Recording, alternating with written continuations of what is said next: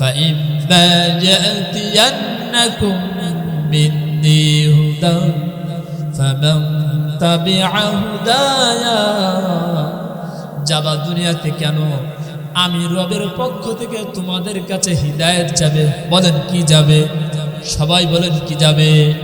হিদায়াত যাবে। হিদায়াত কি? এক কথায় আল্লাহর হুকুম আদেশ নিষেধ। কি বলেন ঠিক কি না?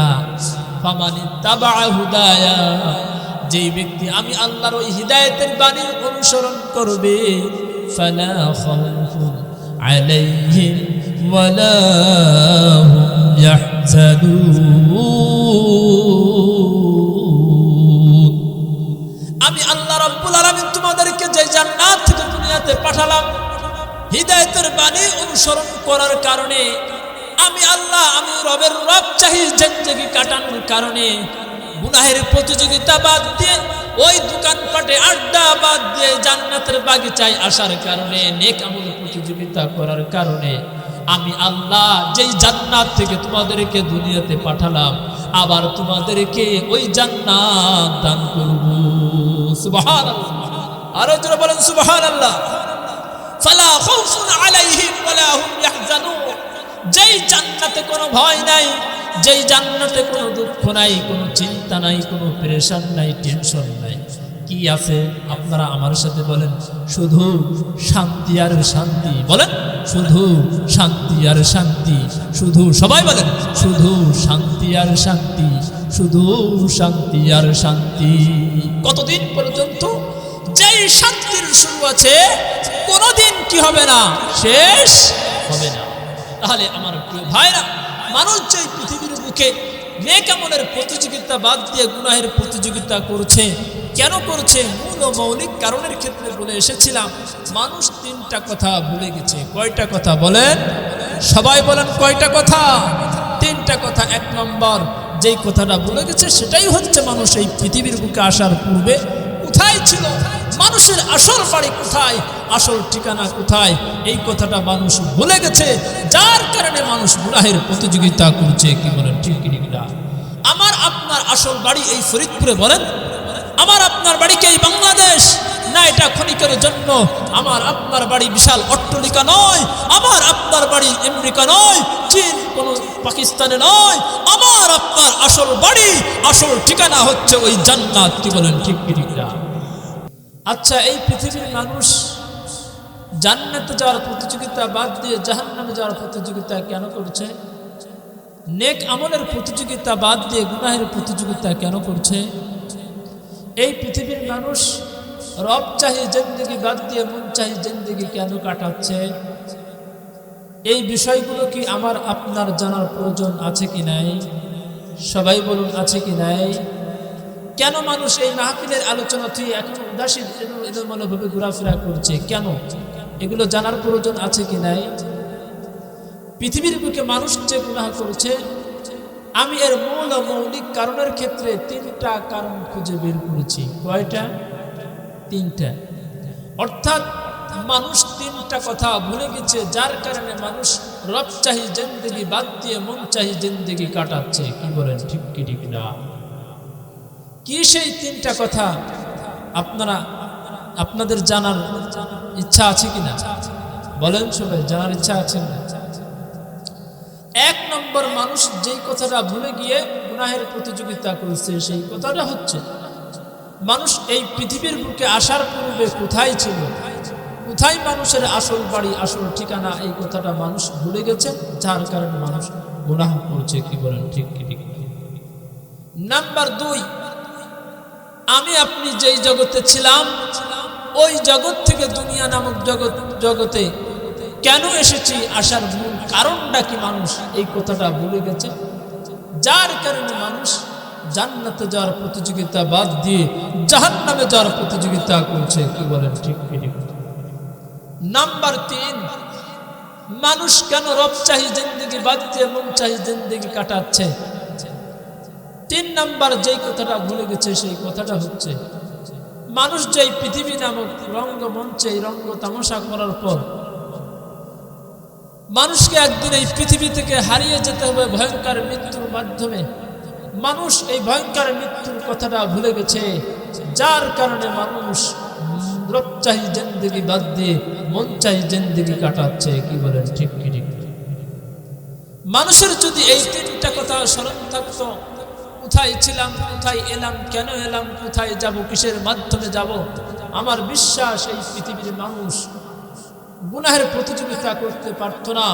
এখনো মানুষ এই মাহফিলের জান্নাতের বাগিচায় এসে হাজিরা দিত, এভাবে চায়ের দোকানে, এভাবে দোকানপাটে, ওই দোকানের আড্ডাখানায়, ওই মেলায় যেভাবে ইচ্ছা সেভাবে সময় কাটাতে পারত না। কি বলেন ঠিক কি ঠিক না? তাহলে আপনারা আমার সাথে একটু কথা বলুন মেহেরবানি করে। আমরা কয়টা কথা ভুলে গেছি বলেন? সবাই বলেন কয়টা? তিনটা কথা। আমার সাথে বলুন কি সেই তিনটা কথা? মুখস্থ করবেন, দিলে বসাবেন। কোথায় ছিলাম বলেন? কোথায় ছিলাম, কোথায় এলাম, কেন এলাম, কোথায় যাব? মনে থাকবে তো? বলেন তো কি বললাম? কোথায় এলাম, কেন এলাম, কোথায় যাব। মাশাআল্লাহ, সবার মুখস্থ হয়েছে না? এগুলো দিলে বসান, খালি আওয়াজ শুনলে হবে না, দিলে বসাতে হবে কথাগুলো। আল্লাহ তাআলা এই কথাগুলো আমারও বসার তৌফিক দান করেন, আপনাদের দিলেও যেন বসে সেই তৌফিক দান করেন। সকলেই বলেন আমিন। আমার প্রিয় ভাই, আমি আপনি এই পৃথিবীর জগতে আসার পূর্বে কোথায় ছিলাম, এই বিষয়টা জানার প্রয়োজন আছে কি নাই? এই বিষয়টা জানার পূর্বে আমি আপনাদেরকে ছোট্ট একটা প্রশ্ন করছি, আশা করি সবাই উত্তর দিতে পারবেন। এরপরেই আমি কোথায় ছিলাম আমরা এদিকে ফিরে যাব। বলেন তো দেখি, আমাদের আদি পিতার নাম কি? আদি মাতার নাম কি? মাত্র একজনই জানেন, বাকি বাদ কেউ জানেন না। তাহলে কথা বলছেন না কেন? সবাই বলেন আদি পিতার নাম কি? সবার মুখ খোলেন, আদি পিতার নাম কি? আমাদের আদি মাতার নাম কি? মা আলাইহিস সালাম। মাশাআল্লাহ, এই বিষয়টা মাথায় রাখেন। আমার প্রিয় ভাইরা, এখন আসুন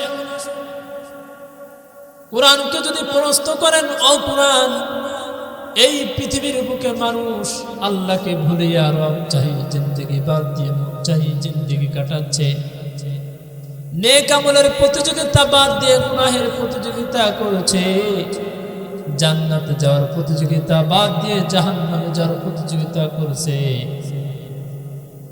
তিনটা কথা নাকি ভুলে গিয়েছে। তার মধ্যে একটা কথা হচ্ছে, মানুষ এই পৃথিবীর জগতে আসার পূর্বে কোথায় ছিল, এই কথাটা মানুষ ভুলে গেছে, যার কারণে মানুষ গুনাহ করেছে। মানুষ এই পৃথিবীর বুকে আসার পূর্বে কোথায় ছিল? কোরআন, তোমার কাছে এ সম্পর্কে কোনো তথ্য আছে নাকি, কোনো দলিল আছে নাকি? এবার কুরআনুল কারীম সূরা বাকারার 35 নম্বর আয়াতে উত্তর দেয়, হ্যাঁ আছে। তাহলে শোনো, আল্লাহ রাব্বুল আলামিন যখন তোমাদের আদি পিতা আদি মাতা উভয়কে যখন সৃজন করলেন, সৃষ্টি করলেন, আমার আপনার পিতামাতা উভয়কে সৃষ্টি করার পর কোথায় রেখেছিলেন বলুন তো দেখি?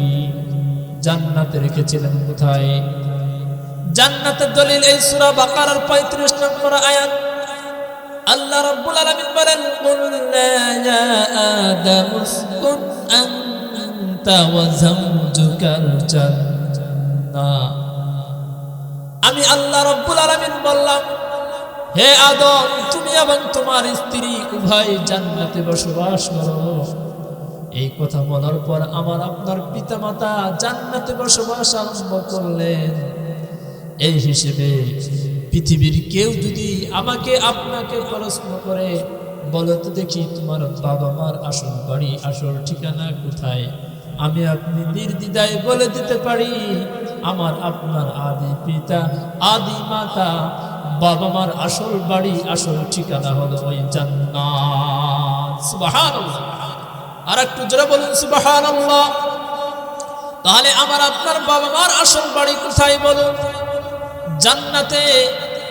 আর এই কথাটা আমরা সকলেই জানি, বাবা মা যেই সম্পত্তির, যেই বাড়ির, যেই গাড়ির মালিক হয়, উত্তরাধিকার সূত্রে সন্তানটা কিন্তু ওই সম্পত্তির মালিক হয়। কি বলেন ঠিক কি ঠিক না? এই সবাই কথা বলেন ঠিক কি ঠিক না? আজকে আমি আপনি যেই বাড়িতে বসবাস করছি, এই বাড়ির মালিক কি আমি আপনি ছিলাম বলুন? ছিলাম না। বরং উত্তরাধিকার সূত্রে পেয়েছি। আজকে বাবার জায়গা দিয়ে জায়গার মালিক, বাবার বাড়ি দিয়ে বাড়ির মালিক, বাবার গাড়ি দিয়ে গাড়িওয়ালার মালিক, বাবার সম্পত্তি দিয়ে সম্পত্তিওয়ালার মালিক। কি বলেন, ঠিক কি ঠিক না? আমার প্রিয় ভাইরা, এই হিসেবে আমি আপনি বলতে পারি, তাহলে এই পৃথিবী নামক জগৎ ত্যাগের পরে আমি আপনি কোথায় থাকবো? আল্লাহ রাব্বুল আলামিন বলেন, এই জগৎ ত্যাগের পরে উত্তরাধিকার সূত্রে, আবার ওই পিতামাতার উত্তরাধিকার সূত্রে যদি তোমরা আদর্শ সন্তান হতে পারো, তাহলে দুনিয়ার জগৎ ত্যাগের পরে ওই যে তোমার বাবা মা যেই বাড়ির মালিক ছিল, আমি আল্লাহ রাব্বুল আলামিন ওয়ারিস সূত্রে তোমাদেরকে ওই জান্নাত নামক বাড়ির মালিক বানাবো। সুবহানাল্লাহ। দলিল সূরা যুখরুফের ৭২ নম্বর আয়াতে আল্লাহ রাব্বুল আলামিন বলেন, ওয়া তিলকাল জান্নাতুল্লাতী উরিসতুমুহা বিমা কুনতুম তা'মালুন।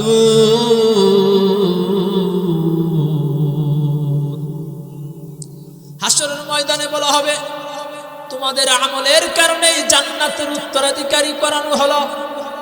তাহলে বলেন, কিয়ামতের ময়দানে আল্লাহ রাব্বুল আলামিন কিসের গুণের কারণে জান্নাতের মালিক বানাবেন? বলেন, নেক আমলের কারণে নাকি গুনাহের প্রতিযোগিতা করার কারণে? বলেন, নেক আমলের প্রতিযোগিতা করার কারণে, মন চাহি জিন্দেগি কাটানোর কারণে, নাকি রব চাহি জিন্দেগি কাটানোর কারণে? বলেন, রব চাহি জিন্দেগি কাটানোর কারণে। এই জান্নাতের মাহফিল থেকে ওই চায়ের দোকানে, ওই বাজারে আড্ডা দিলে, নাকি জান্নাতের বাগিচায় আসলে? বলেন, জান্নাতের বাগিচায় আসলে। আমার প্রিয় ভাইরা, তবে শর্ত হলো, ওই পিতামাতার আসল বাড়ি আসল গাড়ি ওই জান্নাতের মালিক হতে হলে ওই পিতামাতার ভায়া হয়ে যেই বিশ্বনবী সাল্লাল্লাহু আলাইহি সাল্লাম দুনিয়াতে যেই মিশন নিয়ে এসেছেন, ইসলাম নিয়ে এসেছেন, ওই ইসলাম যদি আমি আপনার ব্যক্তিগত জীবনে, পারিবারিক জীবনে, সামাজিক জীবনে আমি আমার জীবনটাকে আদর্শ ইসলামী ফ্যামিলি হিসেবে গড়ে তুলতে পারি এবং ইসলামের আলোকে তুলতে পারি, তাহলেই ওই আদি পিতা আদি মাতা কিয়ামতের ময়দানে আমাকে আপনাকে তার সন্তান বলে স্বীকৃতি দিবেন। সন্তান বলে যদি কোনো সন্তানকে পিতামাতা স্বীকৃতি না দেয়, তাহলে কিন্তু ওয়ারিশ সূত্রে তার ওই সম্পত্তির মালিক হওয়া যায় না। কি বলেন, ঠিক কি না? এই ক্ষেত্রে যদি ওই পিতামাতা আমার আপনাকে সন্তান বলে স্বীকৃতি না দেন, তাহলে কিন্তু জান্নাতের মালিক হওয়া যাবে?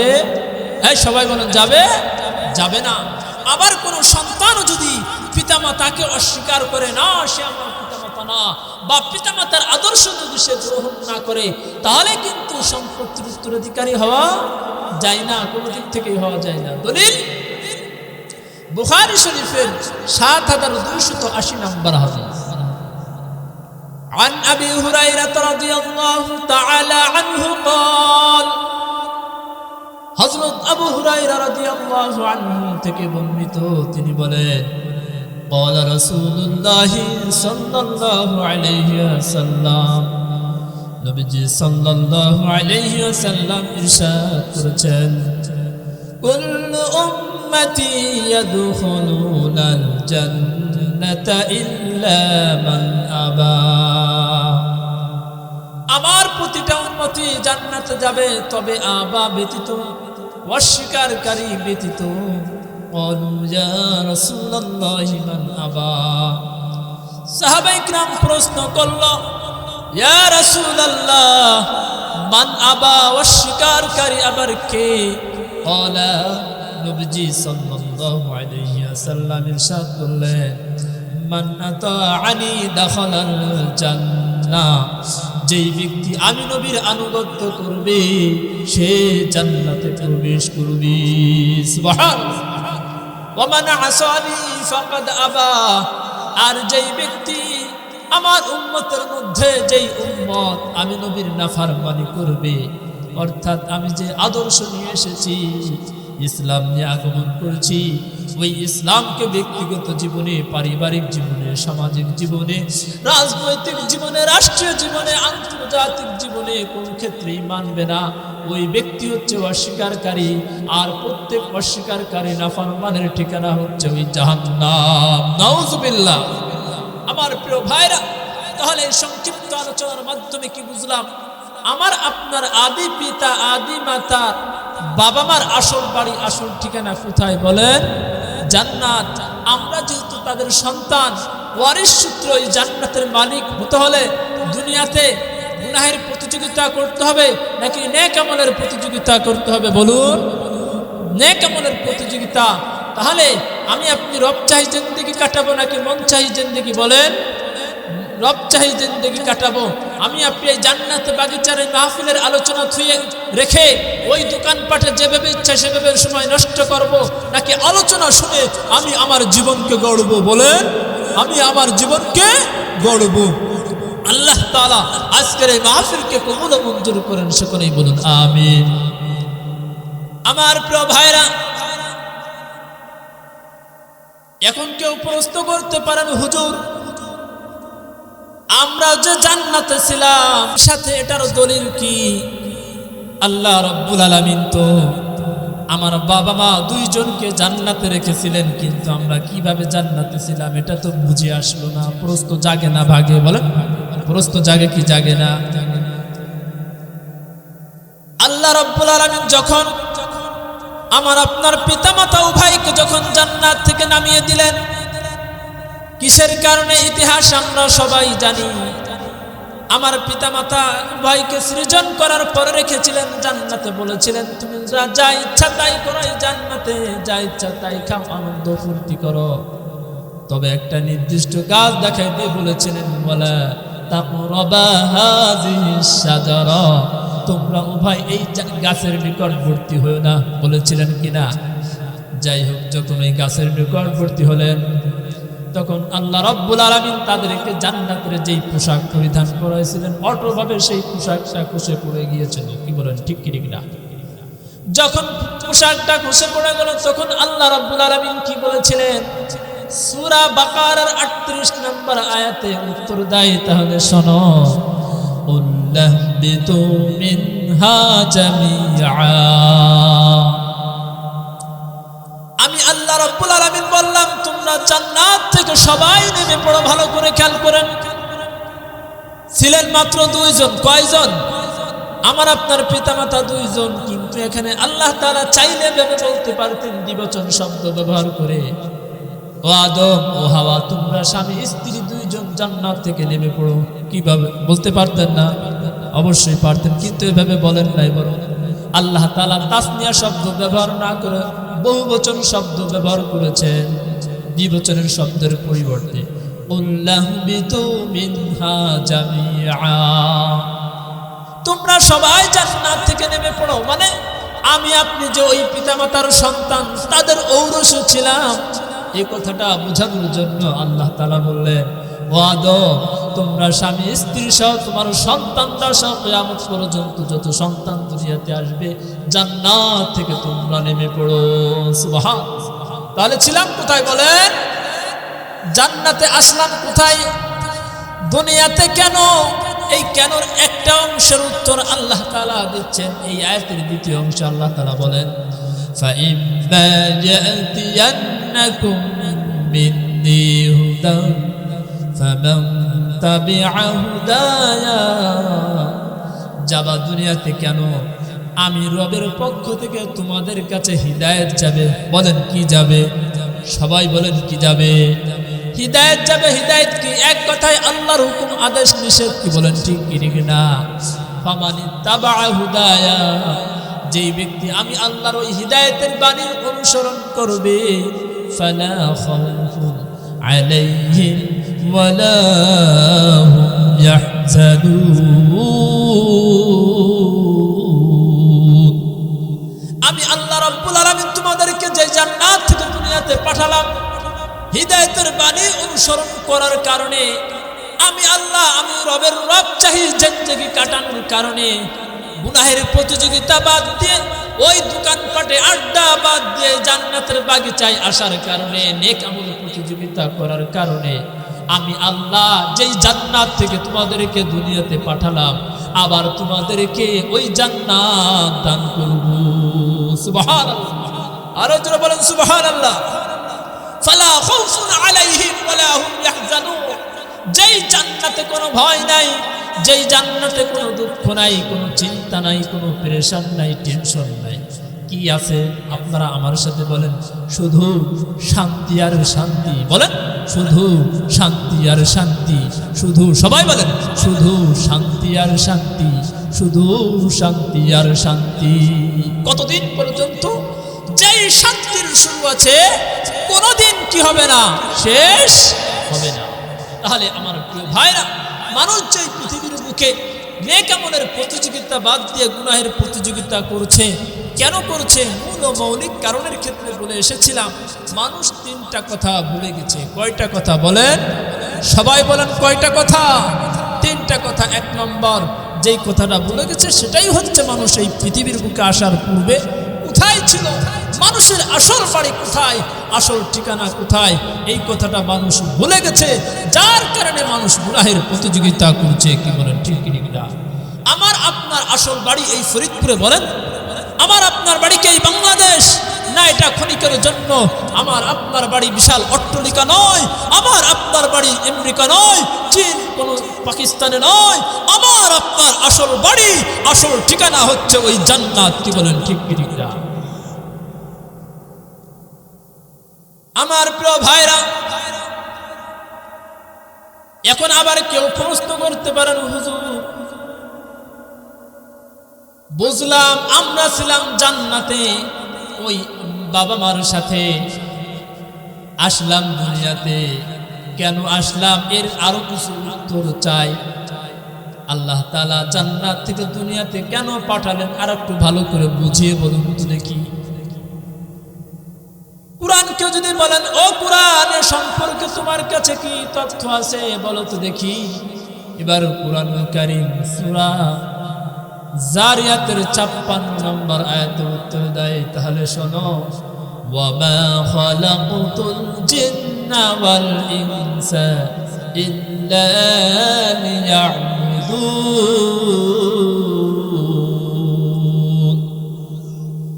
এই পৃথিবীর বুকে আমি জিন এবং মানুষ জাতি, এই দুইটা জাতিকে সৃজন করেছি একমাত্র আমি আল্লাহ ইবাদত করার জন্য। তাহলে বলুন তো দেখি, মানুষ এবং জিন জাতিকে সৃষ্টি করেছেন আল্লাহ রাব্বুল আলামিন কিসের জন্য? বলেন, আল্লাহ তাআলার ইবাদত করার জন্য, নাকি এই দোকানে আড্ডা দেওয়ার জন্য? আমার কথা বলেন, দোকানে আড্ডা দেওয়ার জন্য, মানুষের গীবত করার জন্য, নাকি রবের ইবাদত করার জন্য? মানুষ একজন আরেকজনকে খুন করবে এই কাজের জন্য পাঠাইছেন, নাকি আল্লাহর ইবাদত করার জন্য? এক প্রতিবেশী আর এক প্রতিবেশীর জমি দখল করবে জাল দলিল বানিয়ে, এই কাজের জন্যই কি আল্লাহ তাআলা মানুষকে দুনিয়াতে পাঠাইছেন, নাকি আল্লাহ তাআলার ইবাদত করার জন্য? সবাই বলেন, কিসের জন্য? আল্লাহ তাআলার ইবাদত করার জন্য। আপনাদেরকে উদাহরণ দিলে বুঝবেন। বলেন তো দেখি, এই মাইকগুলোকে লাগানো হয়েছে কিসের জন্য? আওয়াজ দেওয়ার জন্য। মাইকের কাজ কি? আওয়াজ দেওয়া। এই যে মাদ্রাসা মারকাজুল ফিকিল ইসলামী মারকাজুল আবরার মডেল মাদ্রাসা, এখানে ছাত্র ভর্তি করা হয় কিসের জন্য? বলেন, লেখাপড়া করার জন্য। একজন আদর্শ ছাত্রের কি লেখাপড়া করা? কি বলেন, ঠিক কি ঠিক না? শিক্ষক নিযুক্ত করা হয় কিসের জন্য? পাঠদানের জন্য। একজন আদর্শ শিক্ষকের গুণ হচ্ছে ছাত্রদেরকে সুন্দরভাবে গড়ে তোলা। কি বলেন, ঠিক কি ঠিক না? যাকে যেই কাজের জন্য নিযুক্ত করা হয় সেটাই হলো তার গুণ। বলেন, যাকে যেই কাজের জন্য নিযুক্ত করা হয়, বলেন, যাকে যেই কাজের জন্য নিযুক্ত করা হয় সেটাই হলো তার গুণ। আল্লাহ রাব্বুল আলামিন মানুষকে যেই কাজের জন্য পৃথিবীর বুকে পাঠাইছেন ওই কাজ করাটাই হলো মানুষের আসল গুণ। কি বলেন, ঠিক ঠিক না? মানুষের এমন একটা গুণ অর্জন করতে হবে যেই গুণ কোনো বিড়ালের মধ্যে নাই, কোনো শ্রীকালের মধ্যে নাই, পৃথিবীর অন্য কোনো মাখলুকের মধ্যে নাই। সেটাই হলো মানুষের গুণ। আর সেই কথাটা বলতে গেলে হালাল অনুযায়ী জীবনযাপন করা, হারাম থেকে বেঁচে চলা। এক কথায় মন চাহি জিন্দেগি বাদ দিয়ে রব চাহি জিন্দেগি কাটানো। কি বলেন, ঠিক কি ঠিক না? আমার প্রিয় ভাইরা, এখন আবার কেউ প্রশ্ন করতে পারেন, হুজুর বুঝলাম এই পৃথিবীর বুকে আসার পূর্বে আমরা সবাই ছিলাম জান্নাতে, কোথায়? বলেন, এই সবাই বলেন, কোথায় ছিলাম? জান্নাতে ছিলাম। জান্নাত থেকে আসলাম কোথায়? বলেন, দুনিয়াতে কেন আসছি? রবের ইবাদত করার জন্য। ইবাদত করাটাই হলো মানুষের আসল গুণ। কি বলেন, ঠিক কি ঠিক না? এখন প্রশ্ন জাগে, হুজুর ইবাদত করব কিসের উপর ভিত্তি করে? প্রশ্ন জাগে না ভাগে? বলেন, প্রশ্ন জাগে কি জাগে না? এই ইবাদত করবো, কি ইবাদত করবো? প্রশ্ন জাগে না? বলেন ইবাদত করব পাঁচটা জিনিসকে কেন্দ্র করে। কয়টা? সবারই মুখ খুলতে হবে। কয়টা? আলসে কোম্পানির ম্যানেজার হওয়া যাবে না। কয়টা? পাঁচটা। দলিল বুখারী শরীফের 8 নম্বর হাদিস, মুসলিম শরীফের 120 নম্বর হাদিসের মধ্যে আসছে, عن ابن عمر رضي الله تعالى عنهما قال, হযরত ইবনে উমর রাদিয়াল্লাহু আনহুমা থেকে বর্ণিত, তিনি বলেন, قال رسول الله صلى الله عليه وسلم, নবীজি সাল্লাল্লাহু আলাইহি ওয়াসাল্লাম ইরশাদ করেছেন, বুনিয়াল ইসলাম আলা খামস, ইসলামের ভিত্তি হচ্ছে পাঁচটা জিনিসের উপর। কয়টা? সবাই বলেন কয়টা? 1 নম্বর শাহাদাতি আল্লাহ ইলাহা ইল্লাল্লাহ, এই কথার স্বীকারোক্তি প্রদান করা আল্লাহ ছাড়া কোনো ইলাহ নাই। কি বলেন, আল্লাহ ছাড়া কোনো ইলাহ আছে? আল্লাহ ছাড়া কোনো রব আছে? আমাদের আসমানের মালিক কে? জমিনের মালিক কে? আমাদের হায়াতের মালিক কে? মৌতের মালিক কে? অসুস্থ হলে সুস্থ করার মালিক কে? আমাদের ব্যবসায় উন্নতি দেওয়ার মালিক কে? সন্তান দেওয়ার মালিক কে? কিন্তু যারা শাহাদাতে আল্লাহ ইলাহা ইল্লাল্লাহ এ কথার স্বীকারোক্তি প্রদান করে না, মুখে করলে আবার অন্তরে সন্তান চাই কোনো বাবার দরবারে গিয়ে, কি বলেন, ঠিক কি ঠিক না? ব্যবসার উন্নতি চাই কোনো ভণ্ড বাবার দরবারে গিয়ে, কোনো মানুষের কাছে বললো লা ইলাহা ইল্লাল্লাহ মানি না, কি বলেন, ঠিক কি ঠিক না? আল্লাহর সাথে শিরিক করলো। যারা আল্লাহকে বাদ দিয়ে বাবার কাছে সন্তান চায়, কোন পীরের কাছে সন্তান চাই, কোন গাছের কাছে সন্তান চাই, কোন মাজারে গিয়ে সন্তান চাই, এটাই হচ্ছে শিরিক। শিরিক কাকে বলে? যেই গুণ আল্লাহর, ওই গুণটা কোনো মানুষের সাথে সাব্যস্ত করা। কি বলেন, ঠিক কি ঠিক না?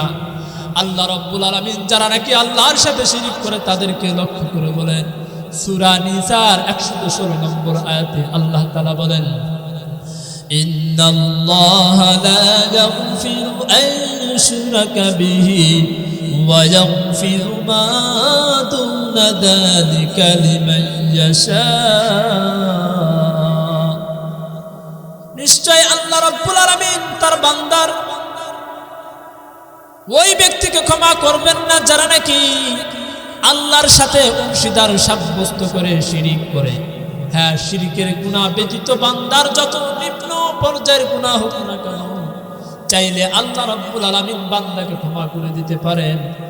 যেমন ধরেন, এক ব্যক্তি, এক যুবক 40 বছর পার হয়ে গেছে, কোনোদিন নামাজ পড়ে নাই, আজকের এই মাহফিল থেকে হিদায়াত পেয়ে গেছে, অন্তরে ধাক্কা লাগছে বুঝে আসতে, রাতের গভীরে গিয়ে 12টার পরে 2 রাকাত নামাজ পড়ে 2 হাত আল্লাহর দিকে তুলে এভাবে আল্লাহর কাছে কাকুতি মিনতি করছে, ওগো আল্লাহ, জীবন থেকে 40টা বছর পার হয়ে গেল, কোনদিন তোমাকে সিজদা দেই নাই, তোমার মানে নাই।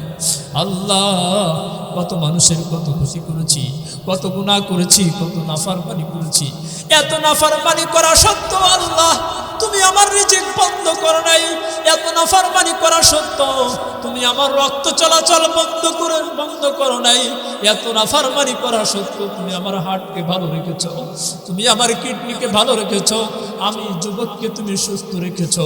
ওগো আল্লাহ, আজ থেকে আমি তওবা করেছি, আর কোনোদিন কোনো মেয়ের ইজ্জত নষ্ট করবো না, আর কোনোদিন নামাজ ছাড়বো না।